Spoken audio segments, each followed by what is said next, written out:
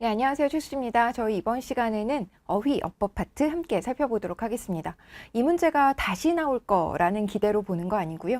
이런 정도의 문제가 이런 유형으로 출제된다라는 점을 살펴보는 것이 목적이라는 것 다시 한번 기억하시기 바랍니다. 또한 여러분들께서는 이와 같은 기출문제 분석을 통해서 어느 정도의 공부를 얼마만큼 해야 되는지를 가늠하셔야 되겠고요. 또한 저희가 기본서 등등의 공부를 통해서 여러분들께서 얼마만큼의 공부를 어떻게 하는 것이 가장 효율적인지 짚어드렸으니까요. 해당 부분과의 연계성도 한번 살펴봐 주실 것을 당부드립니다. 자, 그렇다면 실제 문제 어떻게 출제되었는지 함께 살펴보도록 하죠. 16번부터 보도록 하겠습니다. 16번 문제는 이렇게 고유어의 의미를 물어보는 문제 출제됩니다. 일을 힘들여 하지 않고 되는 대로 천천히 하다라는 의미의 고유어는 정답 4번 시위적거리다입니다. 아마 처음 들어보신 분들 많을 텐데요. 사실상 고유어 문제는 어휘 파트를 공부하는 과정에서 조금 후순위로 빼는 경향이 있습니다. 고유어를 이제 와서 새삼스럽게 하나하나 다 외워가는 것이 그리 효율적인 접근이라고 볼 수는 없기 때문입니다. 그럼에도 불구하고 이렇게 우리가 만날 수 있는 고유어는 하나씩 챙겨두는 것이 좋기는 하겠죠.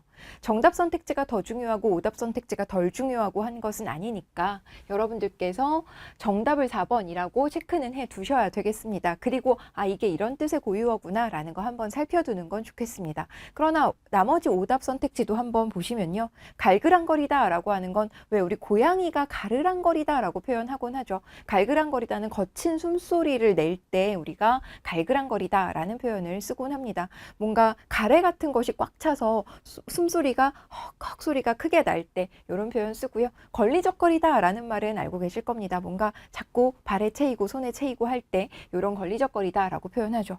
버르적거리다 라고 하는 건요. 고통을 벗어나기 위해서 몸부림치는 것을 의미하고요.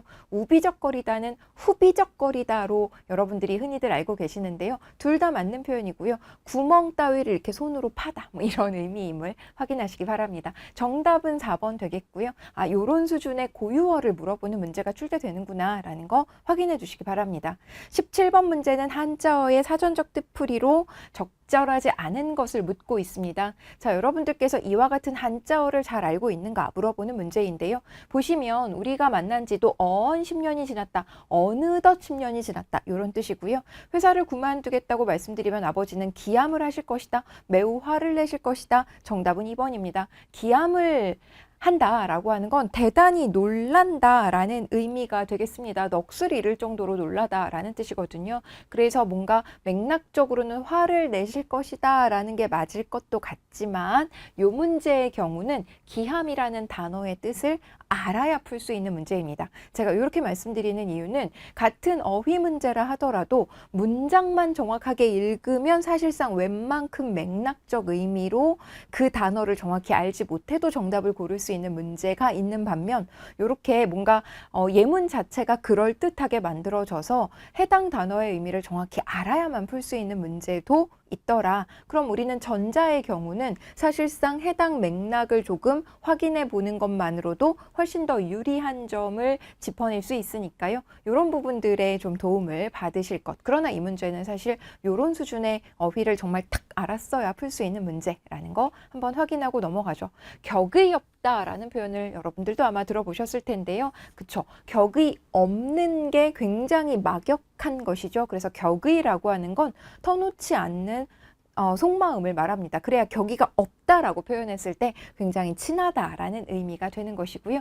맹점이라고 하는 건 모순되는 점이나 또는 미처 생각하지 못하는 어떤 틈새 이런 것들을 의미하더라. 그리고 남양특집이라는 말 많이 들어보셨을 텐데요. 남양이라고 하는 건 더위를 피하는 서늘한 기운이라는 뜻입니다. 그래서 여름철에 남양특집 이런 말을 흔히 쓰곤 하죠. 자, 이런 표현들 여러분들이 막 듣도 보도 못한 표현이라면 사실상 그런 단어를 이제 와서 새삼스럽게 외우셔라 라고 권하지는 않습니다. 효율적인 공부는 아니니까요. 그러나 여러분들이 들어본 적 있는 애, 본 적 있는 애의 정확한 뜻을 확인하고 예문을 한 번씩 살펴두시는 건 너무나 좋은 전략이죠. 일단은 내가 고유어이건 한자어이건 간에 본 적 있고 들은 적 있는 어휘 중심으로 공부할 것을 권하는 바입니다. 자, 다음 문제도 한번 살펴보도록 하겠습니다. 18번 보시면 고유어의 의미로 적절하지 않은 게 뭐냐 묻고 있는데요. 시간이 흘러 질화로에 남은 곁불도 꺼졌다. 곁불이라고 할 때 그 곁에서 쪼이는 불이라는 의미에서는 곁불이 맞습니다. 곁에서 쪼이는 불이라는 것이죠. 그리고 시옷 받침의 곁불이라고 하는 건 쌀결을 태워서 불을 붙일 때 우리가 곁불이라고 표현합니다. 따라서 스펠링이 달라요. 옆에서 어떤 난로 같은 것을 쪼이는 불, 요때는 티읕 받침의 곁불이고요. 결을 태워서 불을 낼 때는 시옷 받침의 곁불 쓰기 때문에 정답은 1번 되겠고요. 옆에서 뭔가 얻어쬐는 불이라는 뜻으로도 티읕 받침의 곁불 쓰더라라는 거 알고 계셔야 되겠습니다. 나머지 선택지 단박은 그 자리에서 바로 갈매라고 하는 건 짙은 초록색, 그리고 갯땅은 바닷물이 드러나는 땅을 의미하고요. 나이배기는 나이가 많은 사람을 낮잡아서 표현할 때 나이배기라고 하더라라는 거. 지금 이 문제에서 정답이냐 오답이냐가 중요한 게 아니기 때문에 여러분들께서 이런 식의 고유어가 있다라는 것도 확인하셔야 되겠고요. 실제로 그쵸, 18번 문제는 꽤나 정답률이 높기가 힘든 문항이 되겠습니다. 왜냐하면 정말 그 스펠링 가지고 정오답을 만들었기 때문이죠. 따라서 그런 곁불도 있고 요런 곁불도 있구나 라는 거 한 번 더 확인하셔야 되겠습니다. 19번 문제 넘어가 보시면 역시 한자어의 쓰임을 묻고 있는데요.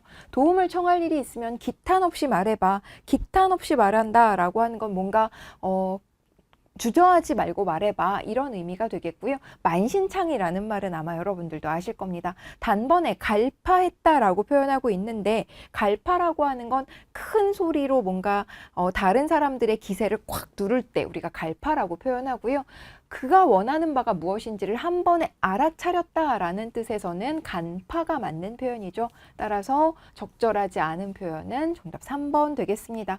복마전이라는 말 그리고 채산이라는 말 여러분들께서 충분하게 들어보셨을 법한 표현인데요. 그럼에도 불구하고 사실상 이런 표현들을 뭔가 순간 헷갈려서 그리고 순간 뭔가 기억이 나지 않아서 정오답 잘못 고르시는 분들 덜어 있습니다. 여러분들이 일단은 들은 적 있고 본 적 있는 어휘의 뜻에 조금 더 집중하셔야 된다는 말씀 다시 한번 드립니다. 20번 문제로 넘어가 보도록 하죠. 보시면 보기에 밑줄 친 기역 디귿에 해당하는 한자로 적절하게 묶인 게 뭐냐 물어보는 문제. 항상 이 자리에서 출제되곤 하는데요. 지금 이 문제 같은 경우는 가망, 지망, 미망 요 적절한 한자 알고 있어? 정말 한자를 알고 있어? 물어보는 문제입니다. 정답은 5번 되겠고요. 이 문제는 그냥 우리 알면 맞추고 모르면 틀리도록 하겠습니다. 한자를 새롭게 공부하는 거 절대 권하지 않습니다. 제가 여러분들에게 지금 고유어도 그냥 만나는 건 만나세요 라고 말씀드리고요. 한자 같은 경우는 아예 공부하지 마세요 라고 말씀드립니다. 그러나 어휘 파트의 경우 모든 것을 챙겨갈 수 없다. 그렇기 때문에 현실과 좀 타협을 하자라는 의도로 제안 드리는 거고요. 뒤에 가서 어법이라든가 독해라든가 여러분들이 훨씬 더 시간과 에너지를 많이 쏟으셔야 되는 부분이 있기 때문에 일단 어휘는 최선을 다하되 하는 것 하자라고 제안 드리는 바입니다. 자, 그 다음 문제 넘어가 보도록 하죠. 21번 보시면 고유어의 쓰임이 적절하지 않은 것을 골라라 라는 문제인데요. 함께 살펴보도록 하겠습니다. 문고리를 내박치듯 잡아서 문을 열었다라는 거예요. 내박치듯이라고 하는 거 내박치다는 내던지다 이런 뜻이거든요. 그래서 내던지듯 잡아서 문을 열었다. 맞는 말 되겠고요. 분노가 꼭뒤까지, 꼭뒤는 여기 정수리의 가운데를 의미합니다. 역시 맞는 말 되겠고요. 마지막 사탕을 얼른 입속으로 가무리다라고 하는 건 입안으로 집어넣다, 먹어버리다 이런 뜻입니다. 따라서 역시 맞는 표현 되겠습니다. 지하철에서 사람들에게 데끼고 나니 데끼다라는 말을 여러분들은 흔히 부데끼다라고 표현하시죠. 데끼다라는 뜻도 부데끼다라는 말과 같은 의미입니다. 그래서 여러 사람에게 치이다 이런 뜻이 되겠고요. 그 다음에 함께하는 시간이 쌓일수록 둘은 서로에게 갈마들다라고 하는 건 번갈아 들다 이런 뜻이거든요. 근데 이건 서로에게 스며들다 뭐 이런 맥락이기 때문에 정답을 5번으로 고르시는 게 맞겠습니다. 맥락적으로 마땅하지 않죠. 다만 이 문제도 여러분들이 뭔가 본 적 있는 어휘들, 뭐 꼭뒤라든가 또는 부대끼다, 데끼다 뭐 이런 식의 표현들은 뭐 익히 알고 있을 만한 표현들이니까 여러분들께서 다시 한번 확인해 두는 용도로 삼으셔야 되겠습니다. 22번 보시면 다음 단어 중 나머지 넷과 다의어 관계에 있지 않은 게 뭐냐 묻고 있는데요. 다의어는 중심 의미가 딱 있고요. 그 다음에 주변 의미로 파생되어가는 관계를 다의 관계라고 합니다. 이와 다르게 동음 이의 관계가 있는데요. 동음 이의는 아예 서로 다른 단어인 것이죠. 그래서 뭐 먹는 배와 신체 일부로서의 배, 이거는 그냥 우연히 스펠링이 똑같은 것일 뿐이지 아예 다르게 태어난 단어인 거잖아요. 그래서 이렇게 중심 의미의 어떤 특정한 뜻을 공유하는 다의 관계냐 아니면 동음 이의 관계냐 이걸 물어보는 문제인데요. 보시면 이 문제 정답은 5번입니다. 지금 새끼줄로 되게 묶다라고 하는 건 완전 팽팽하게 묶다 이런 뜻이고요. 밥이 너무 되다라고 하는 건 그렇죠. 밥이 너무 고슬고슬하다, 물기가 없다 이런 뜻이죠. 일이 되다, 굉장히 힘들다라는 뜻이고요. 된 꾸중이라고 하는 건 아주 매몰찬, 아주 심한 꾸중 이런 뜻입니다. 그래서 얘네 이 네 개의 선택지에 나오는 되다는 아주 팍팍하고 아주 팍팍한 것을 의미합니다. 그래서 뭔가 틈이 없고요. 여유가 없고요. 뭔가 기름기가 없다. 이런 의미로서의 되다인 것이죠. 그러나 많고 적은 것은 되어 보아야 한다 할 때의 되다는 측량하다라는 뜻입니다. 예전에는 이렇게 말이나 되라는 단위가 있었죠. 흔히 곡식을 세는 단위로 쓰곤 했었는데요. 되어 보다라고 하는 건 어느 정도가 되는지를 한번 재보다 이런 뜻이거든요. 그래서 아예 뿌리가 다른 단어라고 알고 계셔야 되겠습니다. 그래서 1, 2, 3, 4번은 그래도 중심 의미를 공유하는 다의 관계이고요. 5번 선택지 같은 경우는 동음 이의 관계다라는 점 살펴두셔야 되겠습니다. 맥락적으로 예문상에서 여러분들이 조금 구별해 내실 수 있으면 좋겠습니다. 그리고 이렇게 그런 의미로서 뭔가 빡빡하다라는 의미로서 이렇게 뜻을 공유하는구나 라는 것을 한번 느껴놓고 가시는 것도 다음에 이런 다의 관계 물어보는 문제에서의 어떤 감각을 기르는 데 큰 경험이 되겠습니다. 자, 22번 문제 이렇게 마무리하고요. 23번 문제 넘어가 보도록 하죠.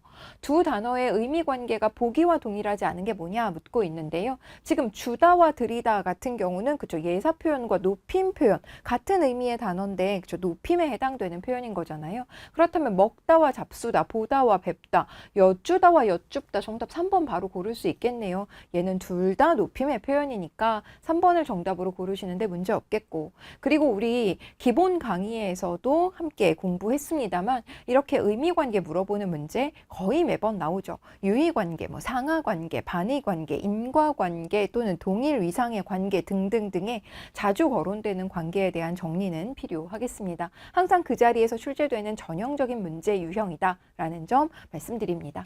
24번 문제도 넘어가 보도록 하죠. 밑줄 친 맞다에 대응하는 한자어가 적절하지 않은 게 뭐냐 물어보는 문제인데요. 이 문제는 결국 잘 읽을 수 있어?를 물어보는 문제라는 점 확인하시기 바랍니다. 보시면 위상에 맞게 행동하시기 바랍니다. 위상에 부합하게 행동하시기 바랍니다. 다른 사람과 춤동장이 잘 맞지 않아서 그에 상응하지 않았어 라는 뜻이고요. 우리 둘의 생각이 맞았어요. 우리 둘의 생각이 합치했어요. 그리고 이번 회담이 잘 될 것이라는 나의 예상이 적중했다, 맞았다. 역시 치환해서 쓸 수 있는 표현이죠. 이제 새로운 한 해를 맞았습니다 라고 하는 건 그쵸, 실제로 어떤 때를 맞이하다 라는 뜻인데 영접하다 라고 하는 건 귀한 손님을 받다 이런 뜻이잖아요. 따라서 치환해서 쓸 수 있는 표현이 아니라는 거 충분히 읽어서 해결하실 수 있을 겁니다.